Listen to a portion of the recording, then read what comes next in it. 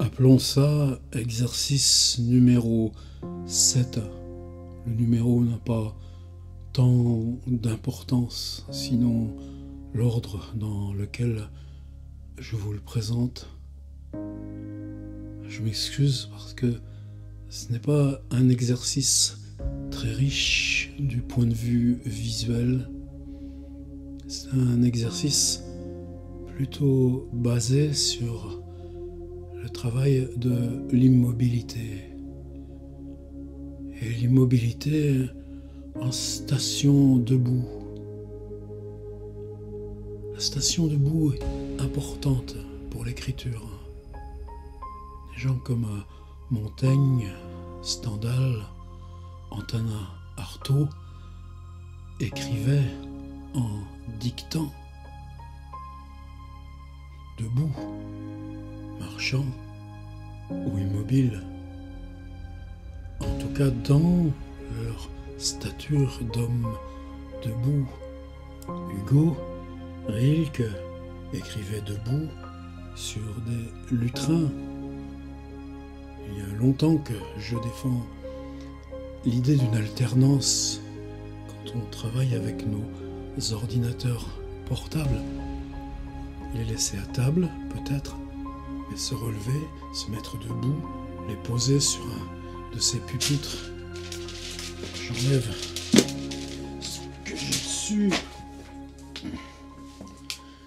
Alors c'est compliqué parce que je m'en sers pour tenir la petite lumière. Vous voyez, finalement, j'aurais bougé dans cet exercice. C'est mon petit pupitre. Là, je m'en sers tout le temps, pas que pour la vidéo. Je sais plus combien ça coûte, mais ça coûte pas grand-chose. On prend ça chez Thomann, vous savez, le marchand de musique par correspondance. En fait, c'est des pupitres que les musiciens utilisent pour soutenir les petits ordinateurs portables sur scène, ce qui fait qu'ils ont une bonne assise stable. Et alors évidemment, c'est pas très gros dessus, mais ça suffit. Et moi, ça permet d'alterner le travail debout à table. Vous me faites dire des bêtises. Le travail assis à table et le travail debout au pupitre avec l'ordinateur portable. Je remets ma petite lumière, je la repose ici, on reprend la position. Debout.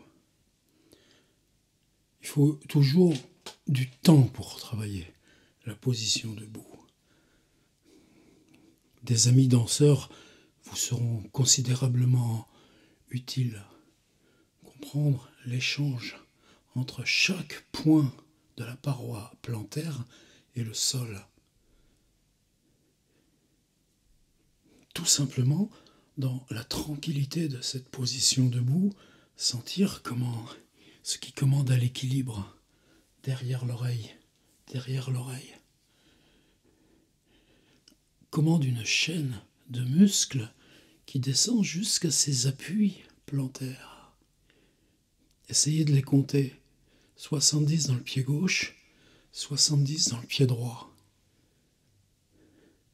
Les danseurs connaissent ça parfaitement. Eh bien, vous allez lentement travailler les déséquilibres, lentement, en avant, en arrière, sur les côtés, dans la rotation, pour sentir comment chacun de ces 70 points de l'assise plantaire et de l'extrémité des orteils qui s'allongent, laissez-les reprendre. Qu'est-ce que c'était beau nos orteils il y a quelques siècles. Ils sont pas tout rebousinés là, comme maintenant avec nos chaussures. Prenez le temps. Il n'y aura rien d'autre dans cet exercice. Sauf que vos amis danseurs vous le diront.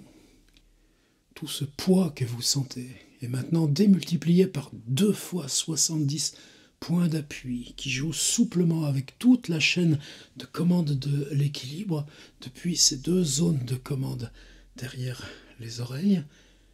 Eh bien, vous allez sentir comment elle travaille dans les 2 sens. C'est-à-dire que vous appuyez sur le sol avec tout ce poids qu'il y a à maintenir dans ces positions constantes de déséquilibre, mais aussi petit à petit à recevoir. Évidemment, sinon vous seriez comme un vieux bout de beurre en train de tomber. Donc, si on tient, c'est que cette contre-action, cette action antagoniste, elle remonte du sol par les mêmes 2 fois 70 points et elle vient retravailler jusqu'au crâne, jusqu'au-dessus du crâne, quand vous avez les doigts qui se déplacent sur votre surface d'écriture, même si c'est un clavier, le lien existe entre l'action de ces doigts qui se déplacent comme si c'était avec votre violon et ces 2 fois 70 points en appui sur le sol. Et puis vous respirez, je ne vais pas parler de la respiration.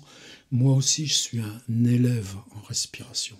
J'ai eu la chance d'apprendre la respiration 2-3 ans avant la publication de mon premier livre. Ensuite, j'ai vécu sur l'acquis, mais j'ai jamais perdu la pratique de la respiration.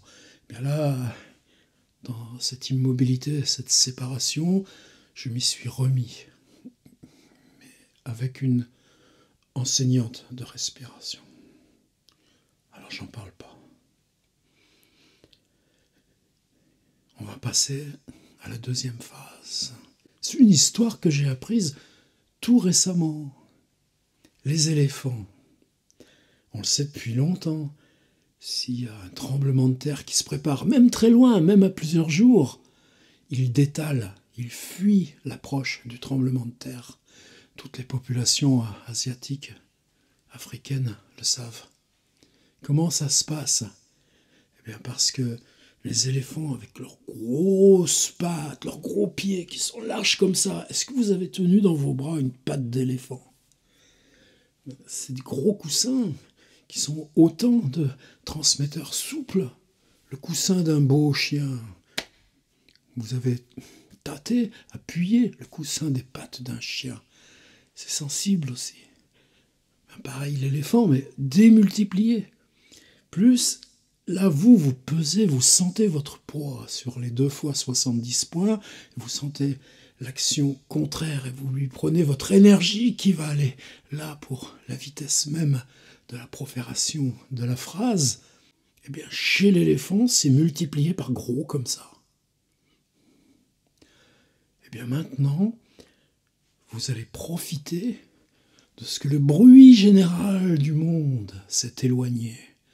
Il n'y a plus d'avions, il n'y a plus de camions, il n'y a plus de voitures, il y a quelques cris d'enfants loin, mais on a retrouvé cette paix essentielle. Il ne faudra pas la laisser remonter, pas dans la brutalité vaine où c'était.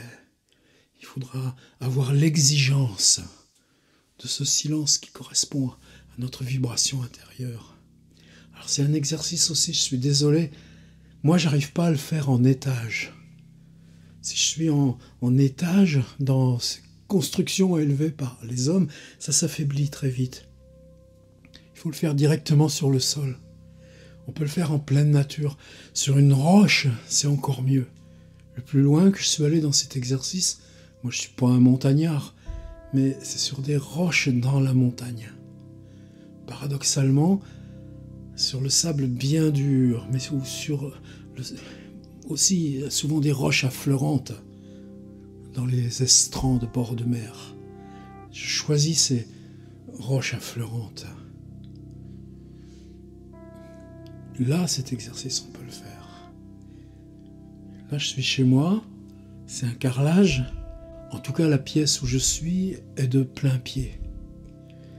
Et bizarrement, il m'est arrivé d'essayer de le faire aussi dans des grottes, dans des caves, et ça marche moins, parce que cette espèce d'énergie qui vous entoure, elle enlève cette énergie-là qu'on trouve dans l'appui des plantaires.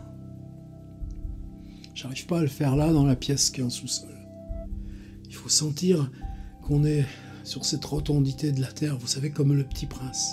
La Terre tourne, elle vous expulse, c'est une force centrifuge énorme. Et vous êtes tenu par ce déséquilibre de votre petite masse par rapport à l'immense masse de la Terre. Ça suffit à vous tenir malgré l'énorme force centrifuge qui, normalement, loin du centre de la Terre comme vous êtes, et avec la vitesse linéaire qui nous fait tourner, devrait vous expulser. Est-ce que vous arrivez à le sentir, tout ça? Et si on arrive à le sentir, d'où le fait que je préfère travailler dans un lieu de plein pied, avec la surface de la Terre, et même si là, il y a des maisons plus loin, il y a des rues plus loin, c'est un univers urbain, c'est peut-être moins fort que si on est dans des lieux vastes. Mais malgré tout, on va le sentir, cette vibration que reçoivent les éléphants. Et très lentement, on va accepter cette vibration des éléphants. C'est pour ça qu'on ne peut pas le faire quand c'est la ville, les voitures, les sirènes. Vous allez entendre le bruit du monde. Alors vous allez me dire, bah ouais, moi je suis là, debout, il y a mes pieds dessous, j'entends rien. C'est pas comme ça. Il faut se brancher sur un endroit loin, un endroit que tu connais bien, une maison, une fenêtre, une marche, un chemin. Et dans cette impression de l'endroit loin, tu vas te concentrer dans ce bruit imperceptible et général, quel est le bruit qui te provient de cet endroit auquel tu penses, même s'il est infiniment loin, même si c'est la vibration tétanisante de New York. Et tu vas la reconnaître dans les 2 fois 170 points d'appui plantaires. J'appelle cette première phase l'écoute du monde. Une écoute qui passe uniquement par le double phénomène vibratoire, très basse fréquence, longue fréquence, imperceptible fréquence, que seule cette chaîne des 2 fois 70 points d'appui plantaires, tous les muscles qu'on coordonne, qu'on dirige jusqu'aux épaules, jusqu'à cette double zone. Elle est où cette double zone? Eh bien justement, c'est l'oreille interne qui commande à tout ça. Tu commences à comprendre. Et maintenant tu l'entends, le bruit lointain du monde. Alors on est prêt à passer à l'autre phase. Maintenant tu vas te concentrer sur un livre. Tu peux le prendre en main. J'en prends un.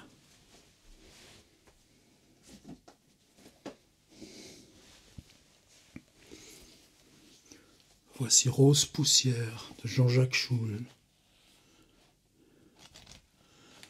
C'est des fragments relativement courts. Je vais simplement penser à un fragment que j'ai à peu près mémorisé. Une nuit dans une autre ville s'intitule ce chapitre.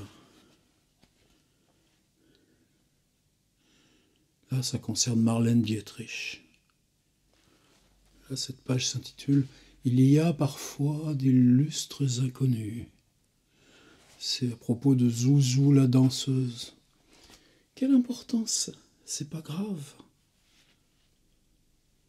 Elle dort la journée descendant, détachée et grêle, les quelques marches en étroits colimaçons recouvertes de velours grenat, comme si c'était le grand escalier du casino de Paris ou un hasardeux jeu de loi. Look the way she walks, hear the way she talks. Elle est légère. Et il continue. Miss Z2, les paupières et cernes inférieures comme cousues, le nez comme cassé, la bouche peinte ou greffée. Miss Z3, des fils et pincettes reliés à des électrodes sont attachés à ses poignets et à ses chevilles pendant 90 minutes fragiles et synthétiques. Miss Z4, ouais, je mens pas, c'est écrit comme ça. Rose poussière de Jean-Jacques Schul. Peu importe. Je prends le livre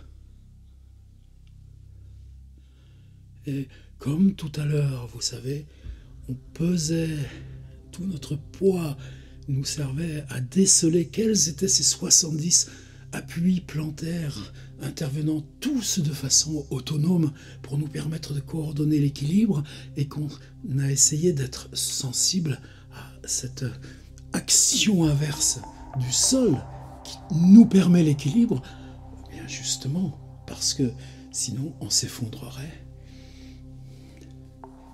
Eh bien, vous allez privilégier, comme on a été dans l'écoute du monde, un mouvement simplement inverse. Depuis là, ce que mentalement vous entendez du livre, ne serait-ce que les quelques phrases au hasard quand j'en ai lu. Et dans cette tranquillité du mouvement inverse, vous savez que cette idée du livre, on ne peut pas le faire avec ses propres livres. Essayez pas, c'est même pas la peine de le préciser.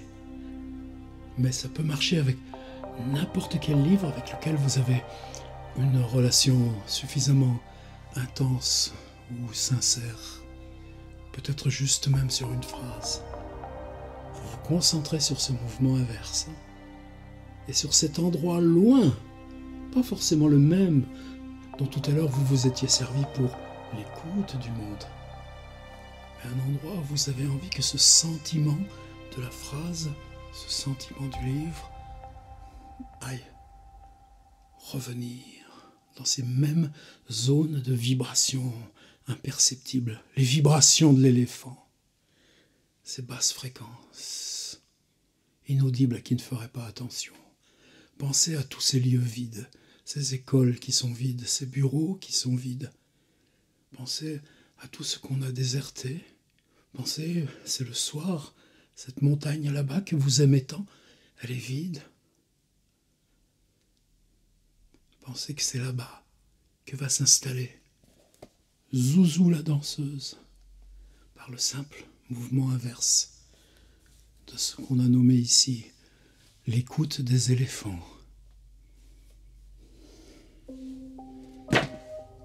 Soyons les éléphants.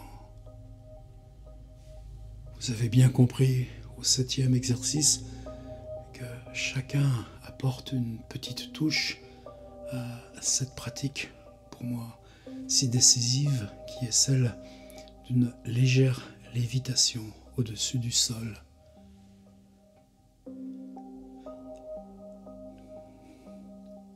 Cette prise de conscience directement de l'appui plantaire et de la contre-énergie qui revient du sol pour tenir l'équilibre, par l'écoute et ce qu'on renvoie, fait que cette toute petite surface sans épaisseur, qui est votre appui sur le sol, n'est plus nécessaire à la gravité. Quand vous serez parvenu à l'écoute et parvenu à cette parole du livre que vous réémettez loin,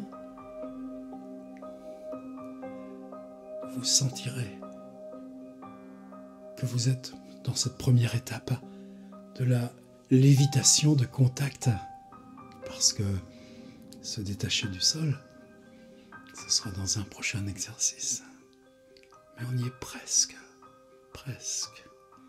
Et ça passe encore par écrire. Alors oui, il faut du temps. Il faut accepter le temps. Il faut accepter ce temps immobile, mais qui est un temps de pleine activité. Dans cette perception mouvante de l'équilibre, dans cette perception grandissante de la multiplicité des 2 fois 70 points d'appui. C'est un exercice dont on peut sortir intensément fatigué, à bout de sa fatigue, comme après un énorme et très long effort physique, en même temps lavé de l'intérieur, en même temps ayant accepté de si loin ce silence peuplé qui est une petite partie de la vérité de notre rapport au monde. Ce qu'on ne lâchera pas, ce qu'on ne lâchera jamais. Quelle que soit la difficulté présente.